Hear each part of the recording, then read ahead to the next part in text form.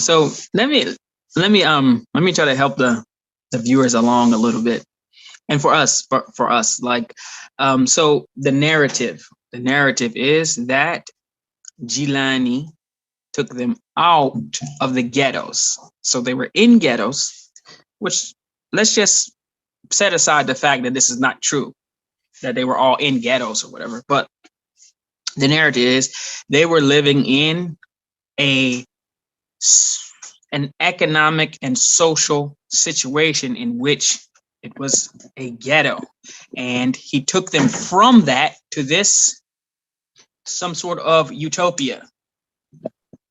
One,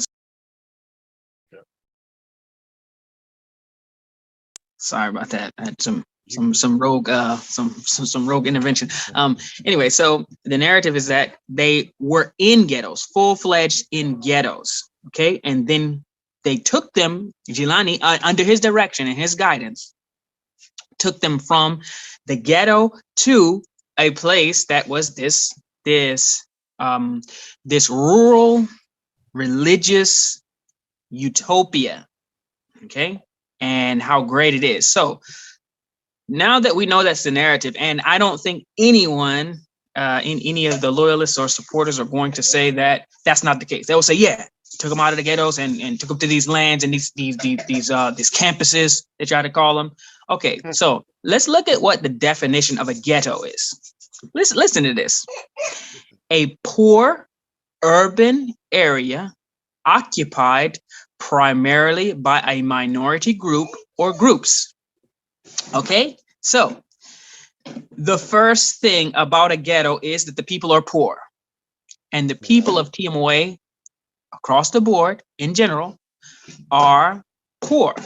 They are not they are not would not be considered to be, upper class, definitely not rich. I mean, there might be a few people who are wealthy here and there, but the majority of people are on food stamps, government assistance, Social Security, depending on those things, as we did a couple of shows back, where they were literally coming for your grandma's Social Security check. I mean, so these are the type of people that's made up of. And so the number one thing, the first thing in the definition of a ghetto is that the people are poor. And so if anyone no one should disagree with the fact that the people of Tmoa in general are poor. Urban area. Now, I'll give you that. They took them out of an urban area and took them to a rural area. Okay, so that part might not apply, but a poor urban area occupied primarily by a minority group or groups. Now, are the members of Tmoa a minority among just in demographics in the country? No, they're African Americans, which usually African American are a minority group. Are they not a minority within even the Muslim community? Yes, they're a minority. They are very small compared to the any masjid. The nearest masjid to any Tmoa location is going to have more people who frequent that place than Tmoa. Yep. So they're poor. They're a minority, and just the basic definition of a ghetto, of people who are in a ghetto, is that's what it's made up of. So just on the definition, Tmoa is a ghetto. Full stop. We can stop right there. You live in a ghetto by definition. And we weren't the ones who first used that word. It was Gilani who was talking about he took you out of the ghettos and took you to these lands. No, you went from, at the very least, from a ghetto to a ghetto. At the very least, that's what you did, because that's when you went from being poor people in a minority group in a specific location. And the definition goes a little bit deeper. And let me just hit this home, because I think if we let people get away with this fantasy of this whole took them from the ghettos, and then they might never be able to grasp it. So a ghetto, often called the ghetto, is part of a city which members of a minority group live, especially as a result of political, social, legal, environmental, or economic pressure. So they have to so let's think about this now. Let's be objective. have people not been pressured to live on these lands? The answer is yes. Move to the land within 30 days. Anybody who's not on the land is off the Jamaat. Even though the people don't, everybody doesn't do it, but is there pressure there? Okay. Is there social pressure to be on these lands? Absolutely. Political, within TMOA politics, we already know the person's not living on the land. Oh, they're off they're off of it. They're out of it. They're not in antisocial behavior. So there is political pressure in TMOA to be there in these ghettos. We already were able to determine that these are ghettos. And then the deeper definition, which talks about why they are ghettos, is because of these different types of pressure. The political pressure, the social pressure, and that is there. The legal pressure from a government perspective, like United States government perspective, the legal pressure is not there. But within TMOA and the TMOA mandates of you not paying your percentage, your dues or whatever, and you're pressured, you're off the land, or you have to do certain things to remain there. And there's lots of pressure to be there.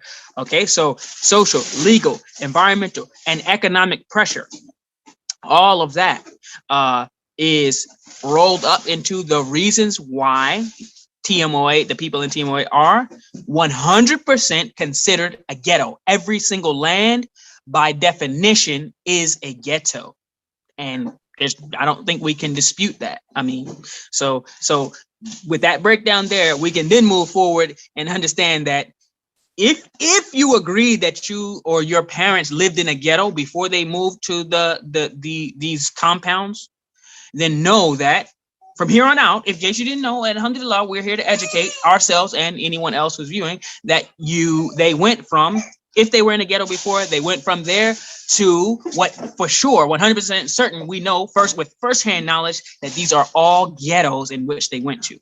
So exactly. Yep. And from someone who's grown up in the country, right? Like I grew up where they established their headquarters in Hancock / Deposit, New York. Me and my family grew up there. There's a significant difference between like city ghettos and country ghettos.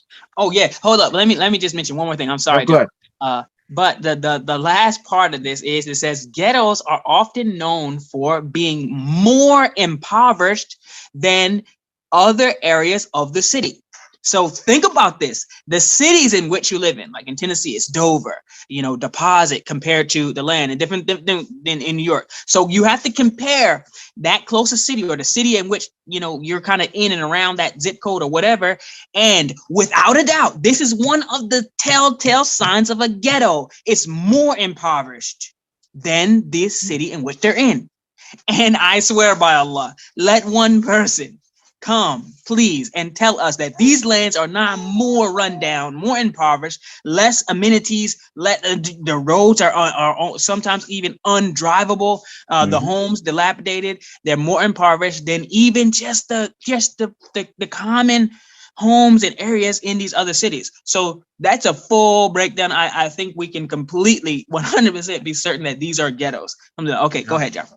And that's a good point, because even in the small neighboring towns, Hancock, Deposit, they're a lot smaller than the city, but there's certain neighborhoods like, oh, that's the ghetto. That's the ghetto of Deposit. That's the ghetto of Hancock. 10 times better than the living conditions on Islamberg. Right. And then one of the things that they also promote is, to establish these self-sufficient lands. So there's nothing self-sufficient about them whatsoever, right? All their heating, whether it's propane, wood, oil, whatever it is, come from outside of the land.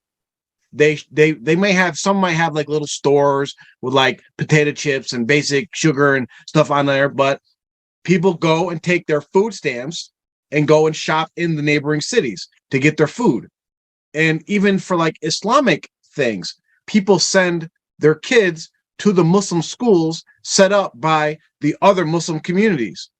People use the bearing services that are set up by other Muslim communities. So there's nothing whatsoever that is self-sufficient about any of these properties. It's literally like Mubarak said, they took the ghetto, and you could literally, if you just envision this, lifted it up, or took not didn't lift up, lifted the people up, took them out of like say projects or like apartment complexes, and put them into a trailer park.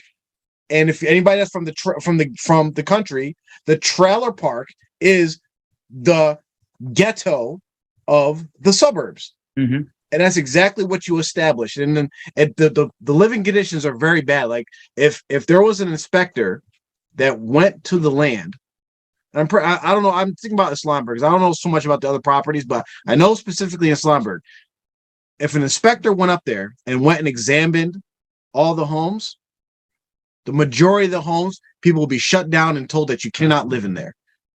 There's multiple because homes. you can walk inside, you can see right down to the ground, you can see septic coming down the roads, going into the water supply. That like they have a well on Islamberg that there's like they call it the runoff, where everybody gets their water, right? And it was like Shaji said, this is just like Zamzam water. It's the same as Zamzam water. People actually like think it's like blessed, like the well is Zamzam, right?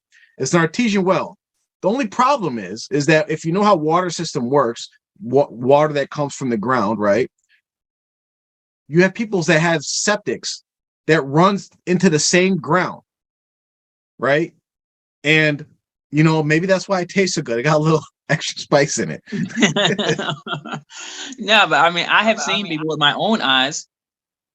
They have the sewer system, or like the trailers. No, there's no sewer system, but like the sewage, the waste that goes out from underneath the trailer, they just have a pipe just running off, you know, just a little ways into the woods or whatever, and it's just there. I mean, it might have a hole, and there's been people who they like dig a hole for it to run off into. There's been kids who have fallen inside of them. Ooh. Yes, fallen inside of them.